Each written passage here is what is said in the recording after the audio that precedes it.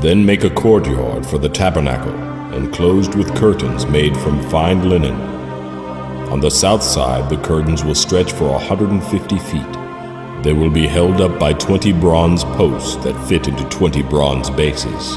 The curtains will be held up with silver hooks attached to the silver rods that are attached to the posts. It will be the same on the north side of the courtyard, 150 feet of curtains held up by 20 posts fitted into bronze bases with silver hooks and rods.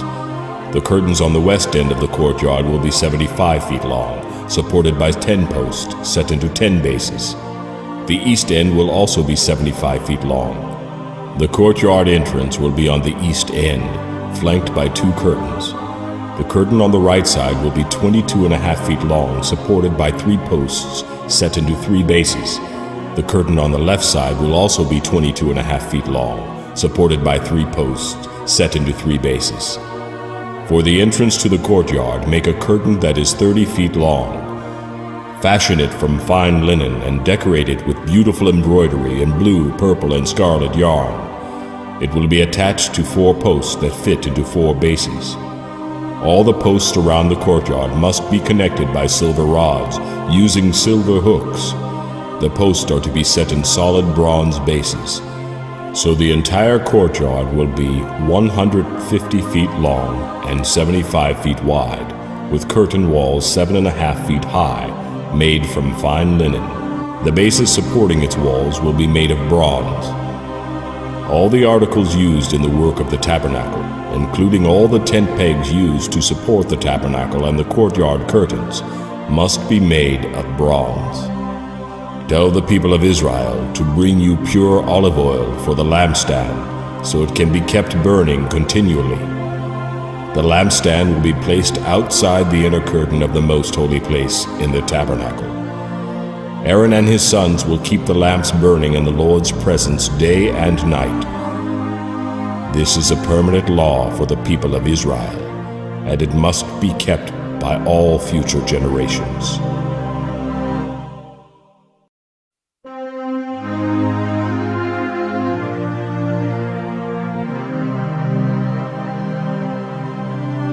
Your brother Aaron and his sons, Nadab, Abihu, Eleazar, and Ithamar, will be set apart from the common people. They will be my priest and will minister to me. Make special clothing for Aaron to show his separation to God, beautiful garments that will lend dignity to his work. Instruct all those who have special skills as tailors to make the garments that will set Aaron apart from everyone else, so he may serve me as a priest.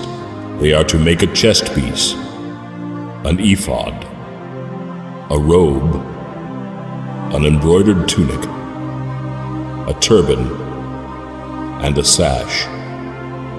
They will also make special garments for Aaron's sons to wear when they serve as priests before me.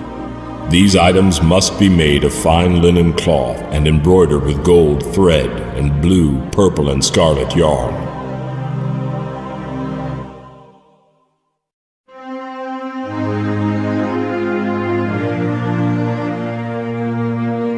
The ephod must be made of fine linen cloth and skillfully embroidered with gold thread and blue, purple, and scarlet yarn. It will consist of 2 pieces, front and back, joined at the shoulders with 2 shoulder pieces, and the sash will be made of the same materials, fine linen cloth embroidered with gold thread and blue, purple, and scarlet yarn.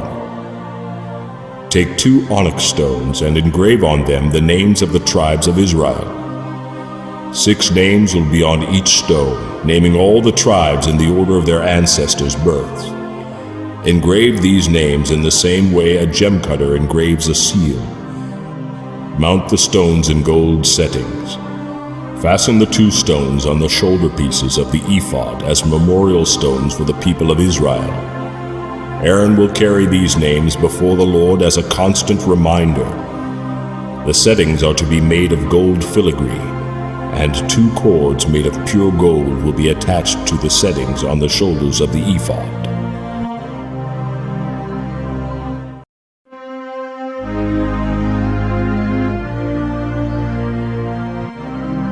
With the most careful workmanship, make a chest piece that will be used to determine God's will.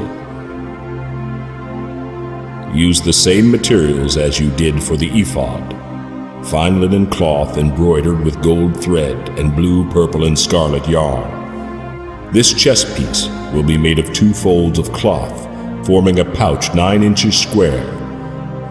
4 rows of gemstones will be attached to it. The first row will contain a red carnelian, a chrysolite, and an emerald. The second row will contain a turquoise, a sapphire, and a white moonstone.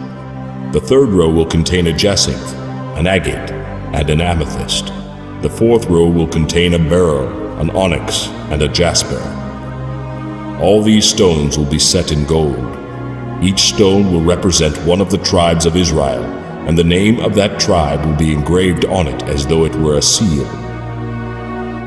To attach the chest piece to the ephod, make braided cords of pure gold. Then make 2 gold rings and attach them to the top corners of the chest piece. The 2 gold cords will go through the rings on the chest piece, and the ends of the cords will be tied to the gold settings on the shoulder pieces of the ephod. Then make 2 more gold rings and attach them to the 2 lower inside corners of the chest piece next to the ephod. And make 2 more gold rings and attach them to the ephod near the sash. Then attach the bottom rings of the chest piece to the rings of the ephod with blue cords.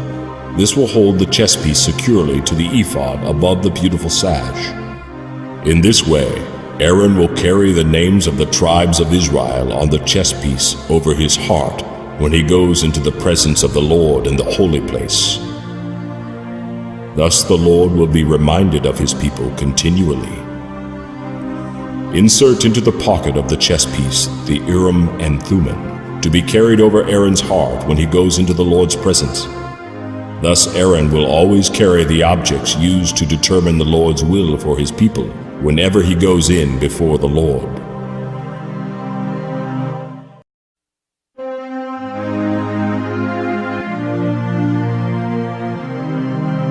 Make the robe of the ephod entirely of blue cloth, with an opening for Aaron's head in the middle of it. The opening will be reinforced by a woven collar so it will not tear. Make pomegranates out of blue, purple, and scarlet yarn, and attach them to the hem of the robe, with gold bells between them.